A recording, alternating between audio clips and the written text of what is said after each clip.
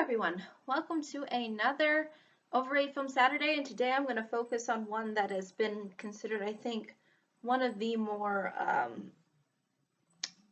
I guess, love stories, love films, romance movies that has been very, I think, overpraised for what it is. I think there's just a lot more clever romantic stories out there than this particular work. And so I thought I would touch upon that today.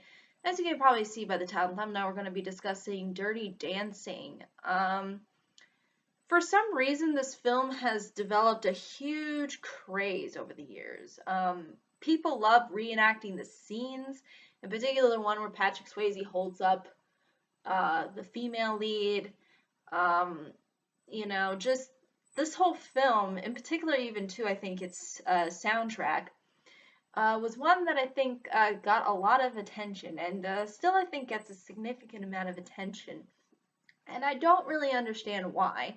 Um, and I think the fact that the story is not, or at least this love story in particular, I don't think is really all that compelling. Um, or I don't really think the leads really do have a huge amount of chemistry or really sell me on the whole idea that they are a couple, is what I think really ultimately uh, brings the film down for me. And also, they try to touch upon some things within this film that are a little bit more dark and almost, I thought, were a little bit unnecessary and were kind of just done for convenience, just so that the two main characters could get together. Um, So basically, we have the sort of main plot, which follows a girl who really has a nickname of Baby, like she's called Baby throughout, which I find to be really like just really, really you have to come up with that as your nickname. Okay. And then we have Johnny, who's played by none other than Patrick Swayze, at least the late Patrick Swayze, unfortunately, because I believe he passed away.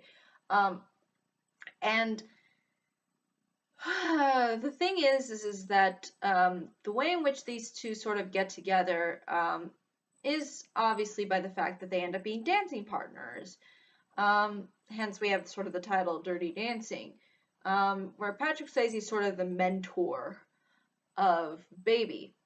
And basically,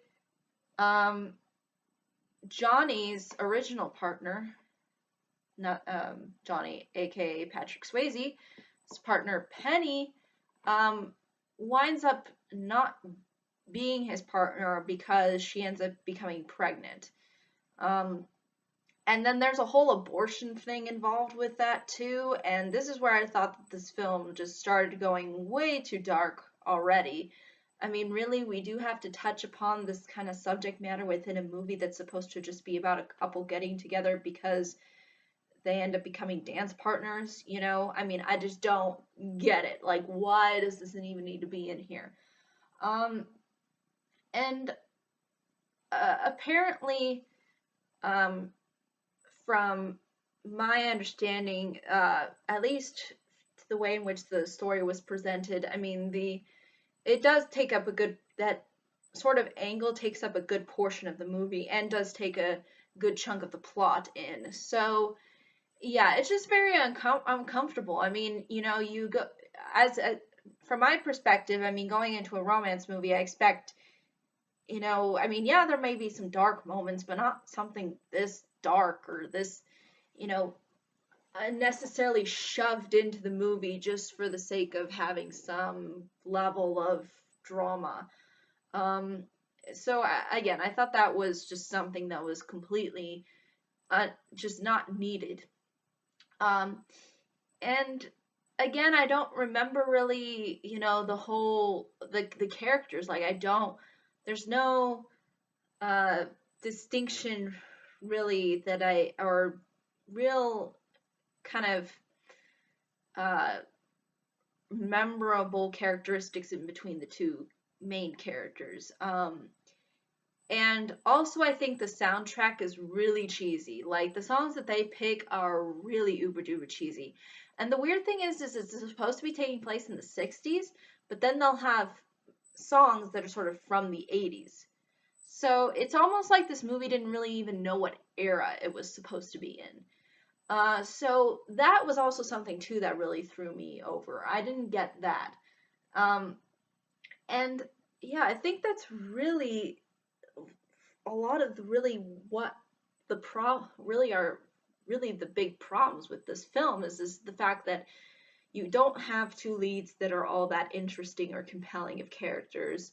You've got a whole kind of abortion side angle of the plot that takes up a good chunk of the story that is very uncomfortable and almost doesn't really need to be in there. I mean, they really could have just made it, really without this whole need to insinuate any of that kind of really drama. They just didn't need to put it in there. It didn't suit the film's tone all too well, especially when, you're supposed to give off this lighthearted, cheesy feel.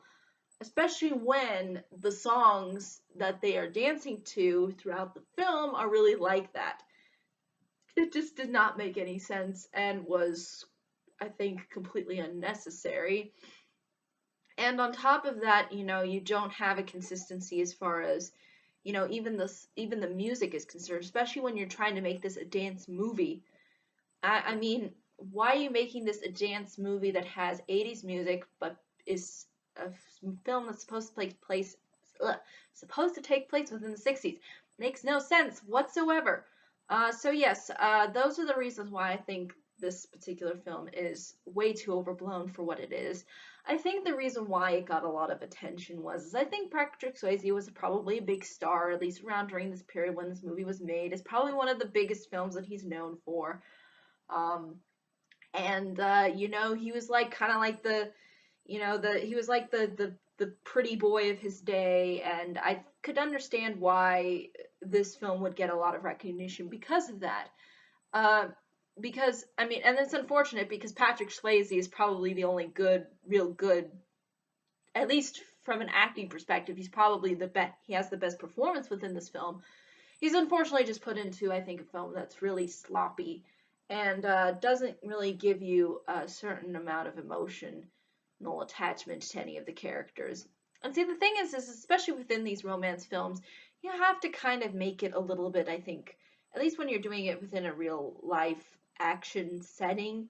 Um, I think putting in a little certain amount of realism to it to the point where, you can kind of um, give something that's kind of at least appeals to both genders. Like, for example, When Harry Met Sally, I think does a really effective job of trying to appeal to both genders. But here you can clearly see that this is it's very fluffy, and they really try to sugarcoat certain dark angles that are sort of supposed to be in the story.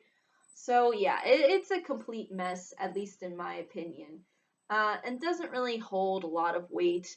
And at the end of the day, I'm not really invested into anything that's really going on within the movie. So yeah, I don't think it's the worst love story by any stretch of the imagination. Trust me, there's a whole lot more worse material out there.